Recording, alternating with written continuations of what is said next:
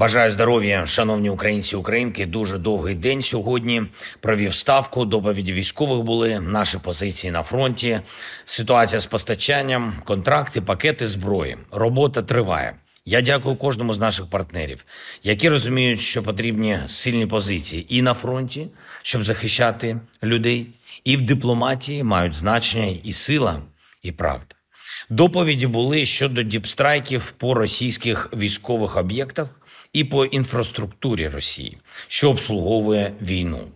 На кожні 2 вкладених долари в нашу далекобійність ми отримуємо вже майже $10 російських збитків. Це потрібна динаміка.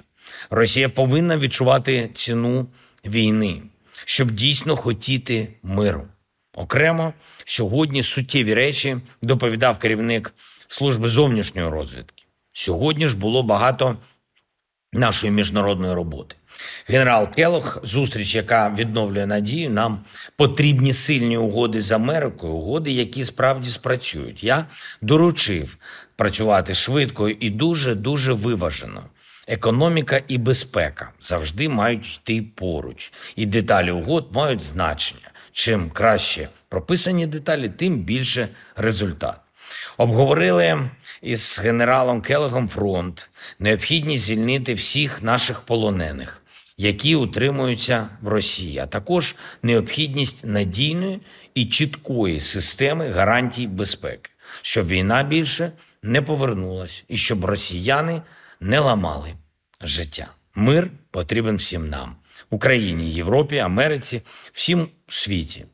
Говорив щойно з президентом Макроном. Ми скоординували наші позиції, ми обговорили подальші кроки, зокрема погляди на гарантії безпеки.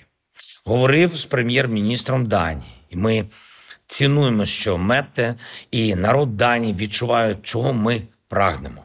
Говорив з прем'єр-міністром Норвегії. І не тільки про наші двосторонні відносини, але й про майбутнє Європи, про енергетичну безпеку. Говорив з президентом Фінляндії. Є хороші, важливі пропозиції. Ми обмінялись нашими поглядами на розвиток ситуації. Говорив з прем'єр-міністром Канади. Поінформував про те, що відбувається зараз. Ми обговорили перспективи. Обговорили, зокрема, перспективи в G7. Говорив сьогодні з президентом Південно-Африканської Республіки. І я вдячний за підтримку нашого суверенітету і за позицію щодо того, що перемовний процес має бути інклюзивним. Мир – це завжди спільна справа, і тим більше мир, який ми маємо залишити всім наступним поколінням.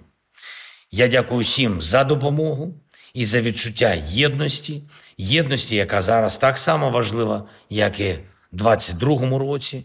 Я пишаюся нашими людьми, пишаюся всіма, хто б'ється, хто допомагає, хто вірить, що в війнах не має перемагати зло.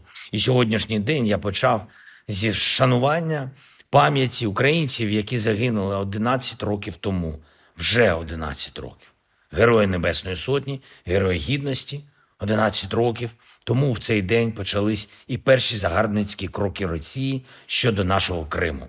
Україна зробить все для завершення цієї війни, все необхідне. І нам потрібен достойний мир, гідний народу, який так сміливо захищає себе. Пишаюся вами, українці, і я бачу, як ви захищаєте правду. І це дуже важливо.